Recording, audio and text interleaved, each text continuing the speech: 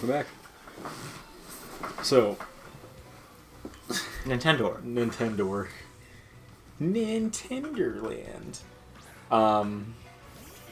It all started when I was born. Well, it all started when Nintendo made a deal with Sony, and they were like, "You make us CD add-on, we make money together."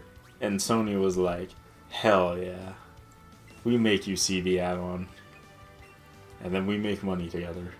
And they shook on it. They touched each other's dicks. And they went on. And Sony started developing the Sony Nintendo PlayStation. And then they went to a video game conference thing. And Sony was like, "Yeah, so we've worked out a deal with Nintendo to make a CD add-on for their console, and we're going to be making tons of money together." And everyone went, "Okay." And then Nintendo was just like, they didn't get to talk until the next day. So Nintendo comes out for their deal, and they go, "Yeah, we're not going to work with Sony anymore, we're going to work with Philips to make the CD add-on. And Sony's a bunch of ad-hats, and we hate them, and they should die." And at that moment, Nintendo destroyed the video game industry. No, I'm not even kidding. That was the exact moment that Nintendo dug their own grave and destroyed what was the video game industry of the time. Because Sony was a tech giant conglomerate. Nintendo and Sega were video game companies. Yeah. They made video games. And they only made video games.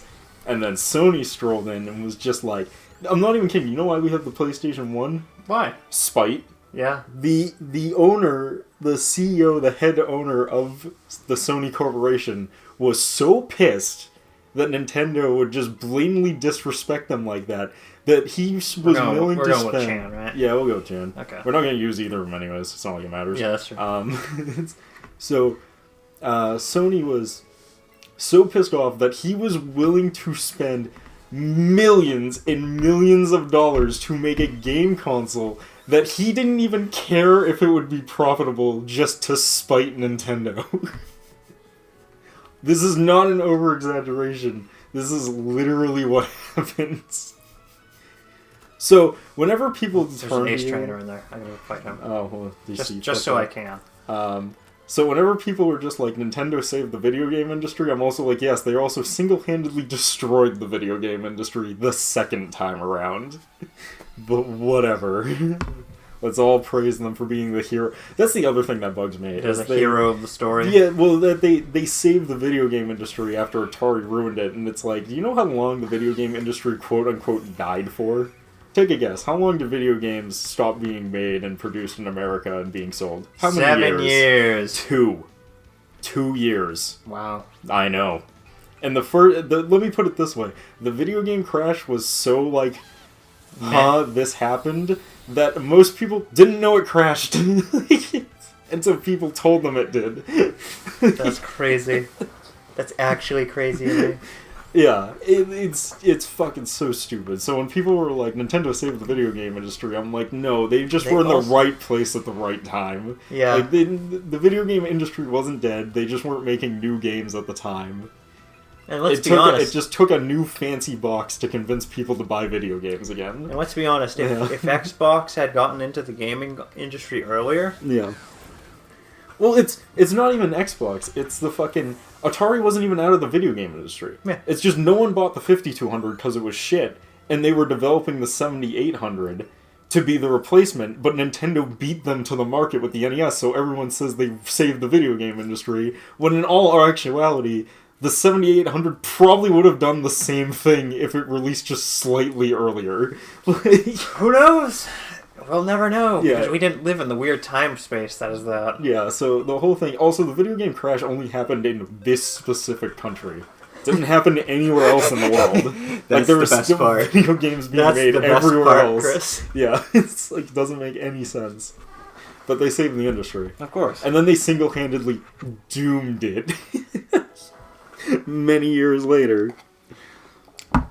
Because Nintendo's one mistake knocked Sega completely out of the gaming industry, relegated Nintendo to third place, and fucking and Microsoft went, oh hey, we can do that. Yeah. It's like, oh wait a minute, I think I can afford that. we can do that. I can afford that. The irony is that even if Sony and Nintendo's partnership stayed together and they did finish that thing, I guarantee you there still would have been a Sony PlayStation and an Xbox. Because both Microsoft was working with Sega to learn how to make video games and video game consoles, and Sony was working with Nintendo to learn. And they were both, let's be honest, they were both probably, because they were giant conglomerates, were probably going, yeah, let's learn how the pros do it. And then become the pros. Yeah, I mean, I can see that. So eventually it probably would have happened regardless. Like, let me give you a rundown of everything that went horribly wrong in the video game industry in the 90s that brought us to where we are today in the gaming industry. Yeah. Because it all started with Nintendo, and it all ends with Xbox. I want you to give me the whole list, Chris. So after Nintendo essentially... It's blue! Oh, it's blue. Hey, it's Bud Munch. Why didn't we name him Butt Munch? You're blue! You're the blue! Hey. Smell you later. Anyways. Yeah. It's his thing. Nintendo destroyed the company. Oh, okay. So, how do I put it in a way that makes sense? So, yeah, they went, yeah, we're not going to work with Sony, we're going to go do our own thing with Philips. And Philips was Sony's main rival at the time. So Sony was pissed. Sony was like, not only did you cut our contract out with us, after we literally just gave a speech about how we're working with you the day before, and now you tell us the contract's over in a press meeting to the press before you even tell us it's over. Which Sony sued the shit out of them for, by the way. I hope they won. They absolutely won. I hope that damaged Nintendo. It sure did. It didn't damage them that much. They ended up with a settlement deal. It was a weird deal, though. And that settlement deal was even weirder because that's why Philips was able to make Zelda and Mario CDI games. Because that was part of Philips' deal with Nintendo, is that they could use their licenses on their own game consoles. So it ended up being this weird shit show of a fucking situation. It's time for us to murder Blue. So that ended up being its own like half-assed thought process on Nintendo's part. But essentially they told them no, and Sony was so pissed that they literally dropped millions and millions of dollars to make a game console. And I'm not like, this isn't like a, oh yeah, okay. No. The CEO, like everyone on the board of directors wanted to drop out of game consoles completely, but the CEO was so pissed off about it, and he's the CEO who ran the entire company, that he literally went, no, we're doing this anyways, I don't fucking care. And now look at him. Yeah. Well, he's dead now. Well, but... I mean, like, look at the company. Yeah, I know what you meant. But, so they blew millions of dollars to develop a game console and market it with no experience whatsoever on how to make and publish a game console, and they just didn't care because they were the biggest electronics producers in the world at the time, so they could afford to make horrendous mistakes. Even if the PlayStation 1 was a horrendous flop, it bombed exponentially, that would have been like losing $10 in the couch cushions to them. It wouldn't have even made a difference to them. In fact, it made so little of a difference to them that Sony is the reason why consoles are sold at a loss. Because Sony went, oh, we can sell our console for $100 less because we don't care. We make all our money elsewhere. I forgot that's a thing. Yeah. They started that. Still to this day, Nintendo doesn't sell their consoles below market value. Like, what it costs to make the console is what they sell it for. They don't sell it at a loss. Or probably at a premium, too. And Nintendo normally sells it at a premium. The only console they sold at a loss was the Wii U. And it's because no one was buying it. And that didn't save them. And that didn't even save it. That's crazy. But, Yeah, because Sony realized, hey, we can sell our console at a loss, and it literally doesn't matter because we can make the money up in fucking software sales In game and sales. fucking which is game sales, software sales. Okay. And like we make TVs, we make radios, we make the make other Walkman, we things. make a ton of other shit that makes stupid money. And Like- that's probably why Nintendo's thing is all about. They try to sell toys to make up for the market of the games. Yeah. Oh yeah. Nintendo has its own system, which You'll get Nintendo has a system called false exclusivity or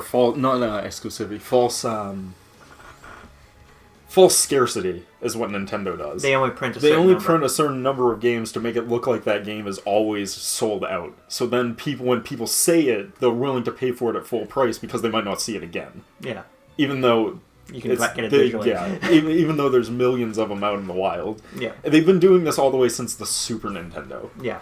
Like if you can actually look up news reports from the 90s of people trying to find copies of Super Mario World and not being able to find it. And it's because of false scarcity. They print a lower amount so people make stories about how no one's getting their hands on this game and it's selling out everywhere so that more people go out to buy it. You mean that game that you have 6 copies of? Yes. Oh, okay. I'm not even kidding. They really do this. Yeah, no, and I'm not kidding. Chris has like 6 copies of this game. Yeah. It's super common. 1 million people bought it. Literally 1 million people bought this fucking game. Like, he received 5 of those for free. Yes. And like, they're super cheap. But yeah, no, false. That's what they do. They false scarcity. Yeah. They convince people that what they're selling is limited, so they'll be more willing to pay full price for it instead of waiting for it to be at a discount or buying it secondhand. That's why Xenoblade Chronicles is $300 because they only printed 7. Yeah, exactly. Yeah, exactly. Sometimes they really just actually don't print a lot of games. But it's the stuff that they print a lot of but convince people that there isn't a lot of. Because they let them out in waves? Yes, because they break them down into waves. And sometimes that's on purpose and sometimes it isn't. It depends on what they're trying to sell you. But anyways, anyway, back to I my started story coughing. So Sony is making the PlayStation, and Sony goes, the future is 3D. Which everyone else was just like, you fucking crazy. And Sony was just like, yes, that's the point. And now look at You it. fucking crazy. No, so here's the irony with Sony's PlayStation 1. Sony actually had a really hard time getting developers for the PlayStation 1 at first because people didn't think there was a market for 3D games until Sega fucked themselves. Sega released Virtual Fighter, which is a 3D fighting game, the first 3D fighting game, and it was a huge smash success. It was one of the biggest fighting games at the time when it released because it was so innovative and new and people were blown away by how it looked. Yeah. And that was great for Sega in the arcade and horrible for Sega in the long run because people saw the game developers saw the success of that, and now Sony's 3D home console suddenly didn't seem that insane of a gamble. Did air quotations around home console, Yeah. by the way. Now that Sega proved that there was a market for 3D games, Sony all of a sudden had a really easy job getting 3D developers. People who wanted to do 3D stuff. Because all of a sudden it was the future. The future and is people here. wanted to be on the very cusp of that technology. future. Because And it's Sony worth money. was the king of the cusp of technology. So Sega ended up fucking themselves by creating a perfect game. Yeah. Their game was so perfect that it convinced people that it was the future and then fucked them later. The future is here. Because now Sony was able to blow tons of money to hire these development studios for making experimental 3D games. And boy, they're good. And boy, did they make experimental 3D games. That are cult classics now. Yes. I mean, we're talking Wipeout series, we're talking fucking, technically not the, like, cusp of it, but Crash Bandicoot and Spyros of the world were all things that were just, like, not feasible in the gaming market. Things that basically defined genres and made them what they are. Like, the irony is that Sony made everything they did out of spite for Nintendo, and the irony is that all their spite for Nintendo actually ended up fucking Sega harder. That's the irony. Because Sega wasn't in nearly as good of a spot Nintendo. was.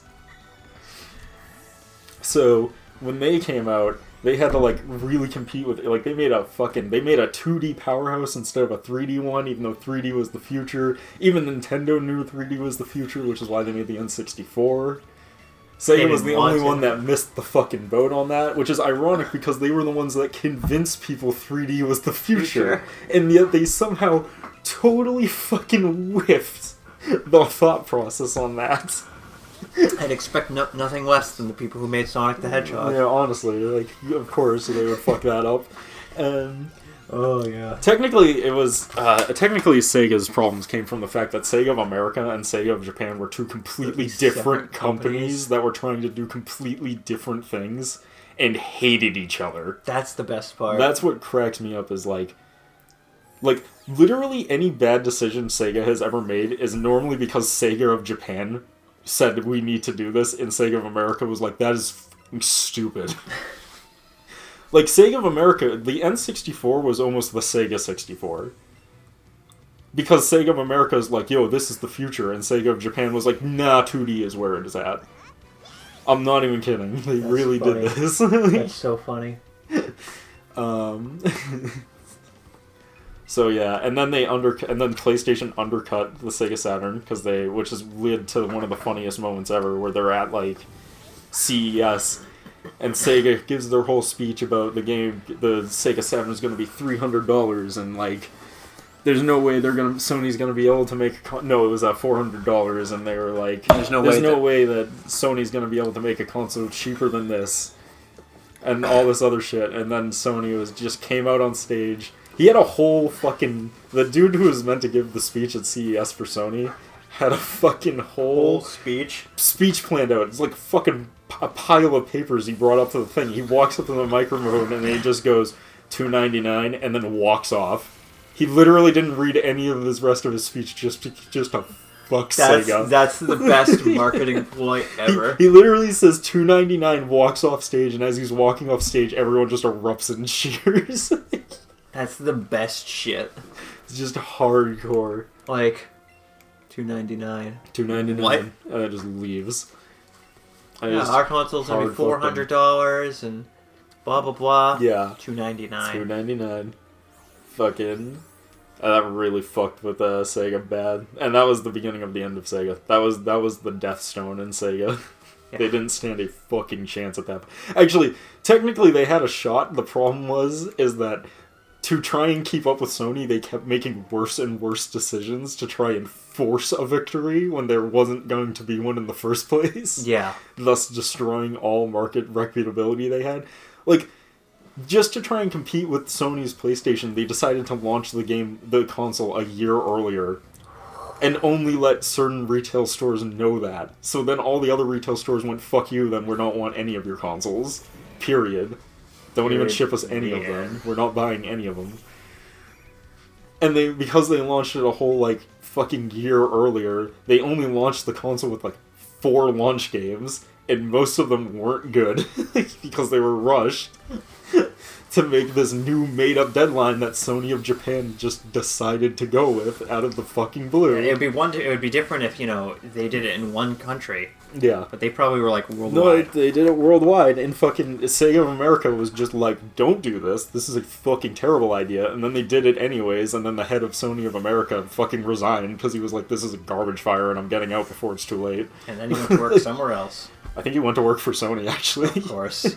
I was hoping you would say that. Well, the head of Sega of America was a marketing genius. And I think he went and moved over to... He either moved over to Sony or he actually moved to Microsoft. I can't remember which. Yes.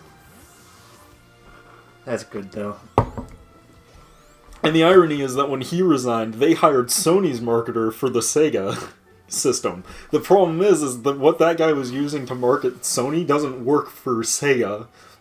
Because Sony's marketer went, no 2D games, period. He would only let them market 3D games because it was the future. So he tried using the same marketing strategy on the Saturn, which was a 2D powerhouse and did really shitty 3D, and then fucking doomed their fucking marketing along with their system. Anyways, it was a shit show. Oh yeah, that's not the greatest idea. No, it was honestly a shit show. It was a horrible fucking plan. Anyways, I started blasting. my moral of the story is that Sega ended. Jesus Christ. Is that as much as I Too many S names. Yeah, as much as I got off topic, Nintendo ended up fucking the entire video game industry when they said that because they made Sony the head of the video game industry. Sony released the PlayStation 1. It was the best-selling system by a country mile. It wasn't even close. If you took the combined sales of Sega and Nintendo's, what was that, 5th-gen consoles, I think, and, like, put them against the PlayStation 1, they still didn't even sell, like, half of what Sony sold for the PS1. Sony literally broke the market. I just love that. The fact that Sony decided, yeah, we'll do it at a loss. Yeah.